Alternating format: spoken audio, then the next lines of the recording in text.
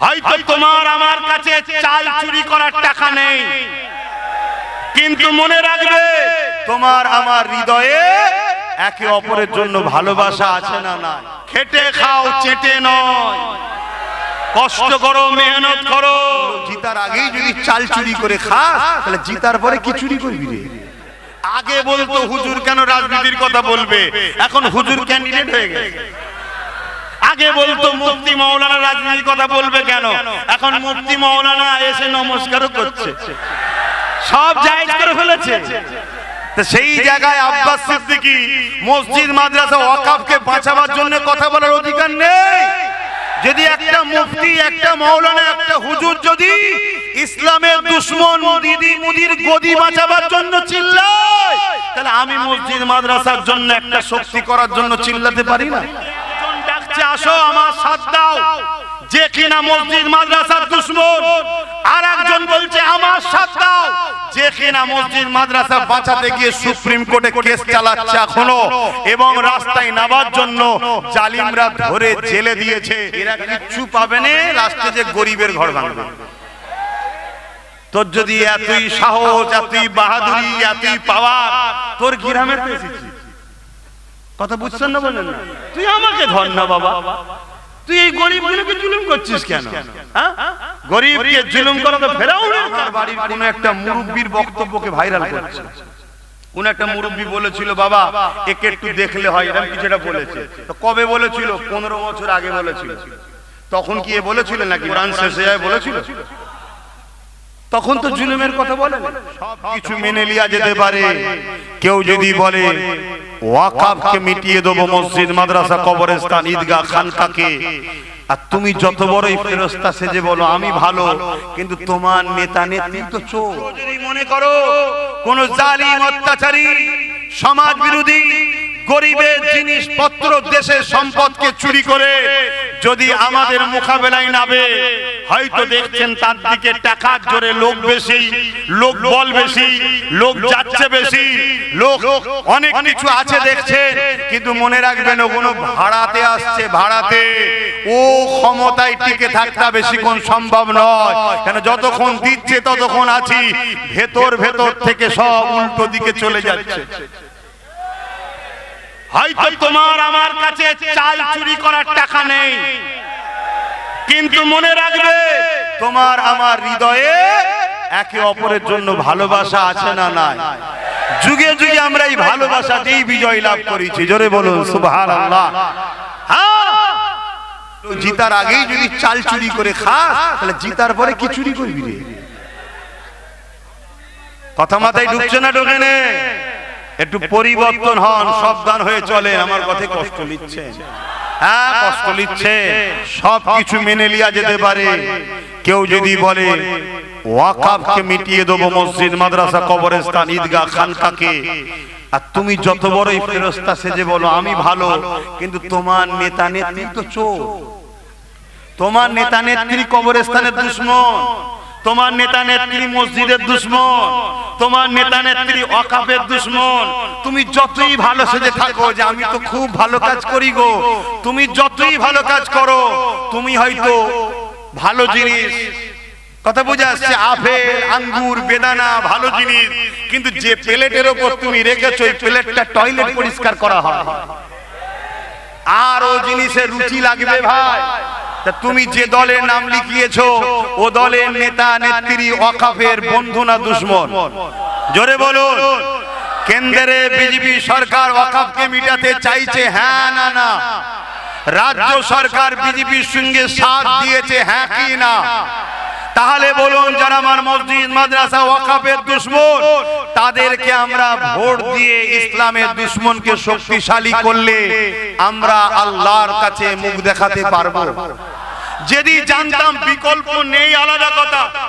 অপরদিকে একজন ডাকছে আসো আমার সাথ দাও, যে কিনা মসজিদ মাদ্রাসার দুশমন, আর একজন বলছে আমার সাথ দাও, যে কিনা মসজিদ মাদ্রাসা বাঁচাতে গিয়ে সুপ্রিম কোর্টে কেস চালাচ্ছে এখনো, এবং রাস্তায় নামার জন্য জালিমরা ধরে জেলে দিয়েছে। তাহলে বলো যে ওয়াকফের দুশমন তার সাথে না ওয়াকফের বন্ধু যে তার সাথে? জোরে বলো। ওয়াকাফের দুশমন কেন্দ্র সরকার, ওয়াকাফের দুশমন রাজ্য সরকার, ওয়াকাফের দুশমন ইরাক দুশমনি করেছে না করেনি? অপরদিকে ওই একটাই ছেলে নওশাদ সিদ্দিকী ওয়াকাফকে বাঁচাবার জন্য জেল খেটেছে না খাটেনি? ওয়াকাফকে বাঁচাবার জন্য সুপ্রিম কোর্টে কেস করেছে না করেনি? অতএব তার জন্য আমাদেরকে সহযোগিতা করা দরকার আছে না নাই? আরে যেই হোক মাথার উপরে তো আছে নওশাদ, আর নওশাদের মাথার উপরে তো আছে। কথা মাথায় ঢুকছে না ঢোকে নেই? এবারে কারো মধ্যে যাচ্ছে না তো হুজুর জলসা এসে একদম ডাইরেক্ট হয়ে যাচ্ছে না? এখন আর ডাইরেক্ট ইনডাইরেক্টের ব্যাপার নেই তো, সব তো হয়ে গেছে, মিশে গেছে তো। আগে বলতো হুজুর কেন রাজনীতির কথা বলবে, এখন হুজুর ক্যান্ডিডেট হয়ে গেছে। আগে বলতো মুফতি মাওলানা রাজনীতির কথা বলবে কেন, এখন মুফতি মাওলানা এসে নমস্কারও করছে, সব জায়েজ করে ফেলেছে। তো সেই জায়গায় আব্বাস সিদ্দিকী মসজিদ মাদ্রাসা ওয়াকাফকে বাঁচাবার জন্য কথা বলার অধিকার নেই? যদি একটা মুফতি, একটা মাওলানা, একটা হুজুর যদি ইসলামের দুশমন দিদি মুদির গদি বাঁচাবার জন্য চিল্লায়, তাহলে আমি মসজিদ মাদ্রাসার জন্য একটা শক্তি করার জন্য চিল্লাতে পারি না? তো অপরাধটা কি করছি? কথা মাথায় ঢুকছে? আর এই সময় একটু বেশি বলতে হচ্ছে কেন? এখন পরীক্ষা সামনেই তো, এই সময় তো টিপস দিতে হবে, 2 2 4 হয়। কি মনে রাখবে, একটা ছিল পুরো বাংলাকে বুঝিয়ে দিয়েছে।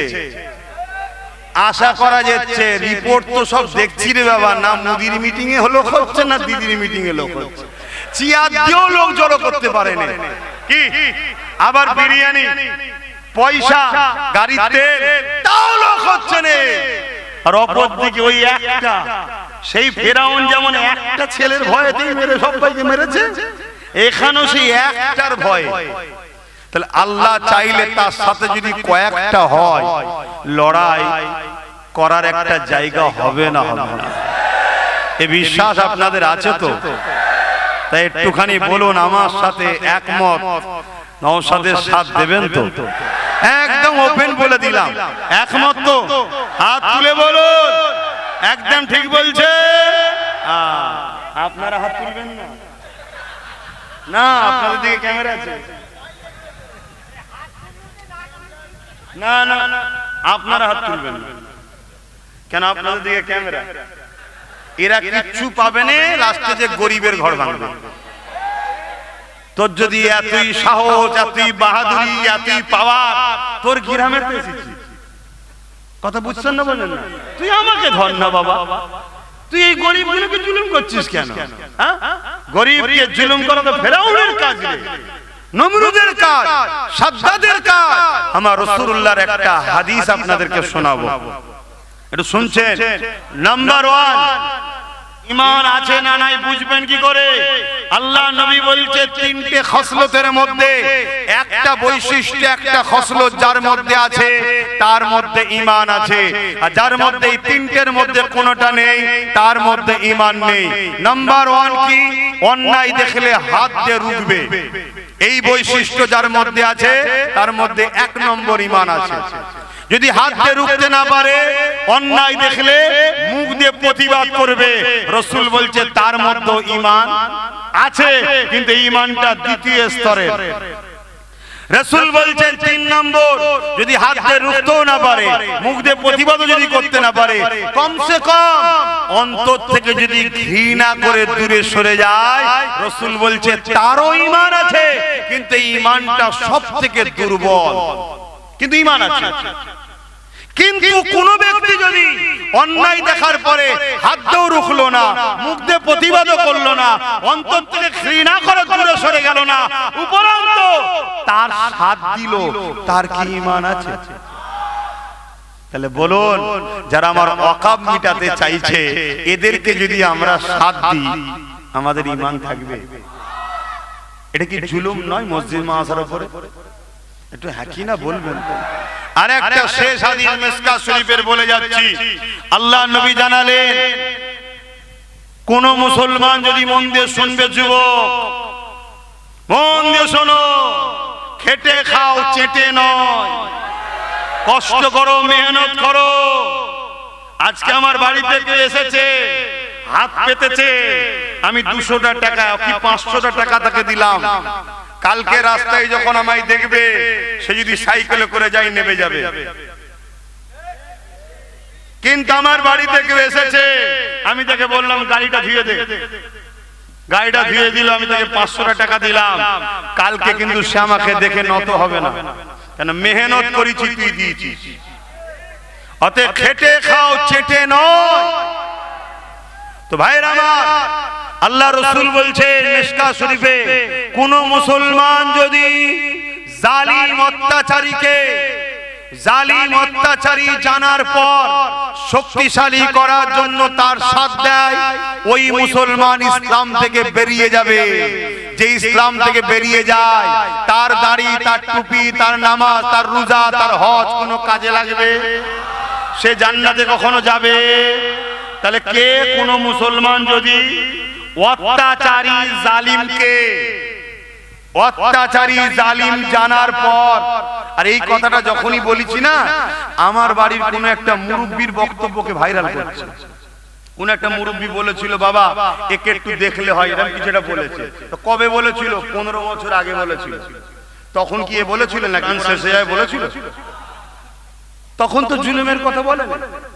কোন মুসলমান যদি জালিমকে, অত্যাচারী জালিম জানার পর, জানে না আলাদা কথা, জানার পর শক্তিশালী করার জন্য তার সাথ দেয়, ওই মুসলমান ইসলাম থেকে বেরিয়ে যাবে। আমি জানতে চাইছি, ভোট দেওয়া হবে শক্তিশালী করার জন্য না হারানোর জন্য? আজকে কেউ যদি আমায় ভোট দেয়, বুঝাবার জন্য বলছি, তাহলে আমাকে কি হারাবার জন্য দিয়েছে না জিতাবার জন্য? শক্তিশালী করার জন্য। আর আমি যদি জালিম হই, মসজিদ মাদ্রাসার দুশমন হই, ওয়াকফের দুশমন হই, তাহলে এই জালিম জানার পরেও যদি কেউ ভোট দেয়, সে ইসলামে থাকবে? তাহলে কেন্দ্র ও রাজ্য সরকার ওয়াকফের দুশমন হ্যাঁ কি না? জানার পরেও সুইচ যদি দাও, ইসলামের মধ্যে থাকা হবে? কি বলছো? তাহলে ভোটটা সামনে আছে, দিতে হবে। ওয়াকফের দুশমনকে দেবে না ওয়াকফকে বাঁচাবার জন্য দেবে? কারা কারা বলছেন ওয়াকফকে বাঁচাবার জন্য দেবে? একটু হাত তুলে সাক্ষী দেন। ক্যামেরার সামনে যারা আছেন তুলবেন না, হাত না ভাই, শুনছে? কিন্তু একটা প্রশ্ন, ওইখানে গিয়ে যদি মনে করেন যে 1000টা টাকা দিয়েছিল, ভাইজান তো দেখতে পাচ্ছে না, কি হবে? ওয়াকফের দুশমনকে দেবেন নাকি? যখনই টিট করে মারবেন, আমার দেখার দরকার নেই। ইসলামের দুশমনকে যখনই শক্তিশালী করবেন ইসলাম থেকে, এটা মাথায় থাকবে তো। এই হাদিসটা আমার আব্বা হাদিস নাকি আমার দাদু রাসূলুল্লাহর হাদিস, মিশকাত শরীফে। কথা মাথায় ঢুকছে? কোন মুফতি মাওলানা বলে দিক এই হাদিসটাকে বয়ান করে যে আব্বাস সিদ্দিকী ভুল বলছে।